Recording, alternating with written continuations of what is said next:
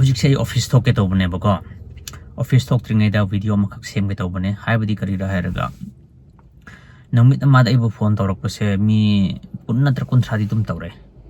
kari giro hairaga lupa chamanga chatpi se ben tawrani hana mamangi paisa koi ben to ke bugo demonetization to bugo tawrani haye chumra chumda bra haino go ase ki phone to bose nongme khating lepte duna ase ki video se semge duka mayam de awareness pige haina semane bugo Hello everyone, welcome back to my channel. Hairiba hojikaina hairiba lupa chamanga chatpi se silani khoi use tawraroi government na ban tawrani haibagi poche social media da yam chatpa male hojik sa dukan khra de accept tawda su yaure haye adu karam haina tawkhi muno exact ti khangde adu asigi paw se hojik makti change tawbagi paw se laite RBI na pirakpa government na pirakpa kar su laite buka adu han kum haina demonetization tawge heptaradi advance ta paw supply high roi khudak ta thingni buka advance ta paw sum pir ka high roi buka adu bu khoi exchange ki exchange taw heptaradi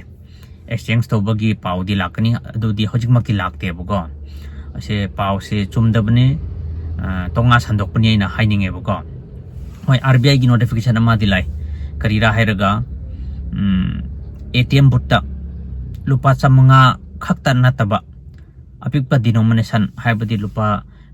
chani lupa chama ase ko su ATM butta hapo haibagi instruction dilai bugo chamanga hapkuno adu khakta hapo haibdi nataba apikpa denomination su hapo haibagi instruction dilai bugo adu instruction duna maram oiraga sandok pra haina khalle baina adu mayam thajabignu adu dukan da su accept tawdaba yam leire adu degi paisa yum da khara thamba ko su pakhanna ba jawre bhojik se egi paisa si manggadra haino ko aduna mayam nungsa thibignu demonetization tawdo bo irasu paw mamang da khang bo irasu ai adum update tawrakke adu degi ben tawkhre khalachini paisa si hanugum haino go demonetize tawragal pasamanga chatpi se thingre khalaseba adu tarabati karam haina singani haibso semake bugo paisa si karam ha singani thingi thingoi haina khale dorsu orakpa tare di haibni ko paisa karam mong de singani process kari ogira habdo du so update tawrake baina go kari su mayam wa bignu kari su thingoi aduna khoi tukan phom biriba isini naw khoi han khoi tukan mapu khoina su accept tawbiol pachamanga si go accept tawbio adugumba kar su leite social media da moi tonga sandok pane buko aduna public ta su khoi wahaloise aduga social media da khoi forward tawnarga mayam da sandut sumda pa paus handok pa sa sandoise forward tawroise segi paus sumda pa paune buko beng khoina khangdraga karam haina public ta yaurga khangkhibra khangde karamba pauche de yaukhibra study su khangde ko pauchi di yaude hena khalle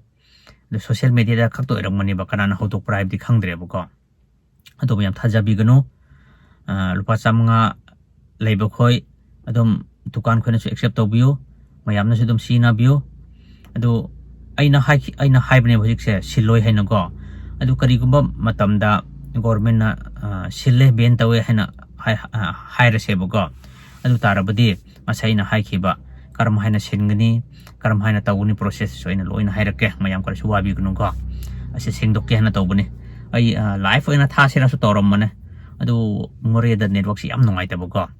aduna recording oin tawraga horen ai office timing si loiraga upload tawge hana video ina semamne bugo aduna se haire sum losinge mayam kar suwabi gnu adugi paw amta leite adum choose tawbio dukan phomi ba lalon itik toriba noine su accept tawbio adugma paw leite go. Thank you so much everyone for watching.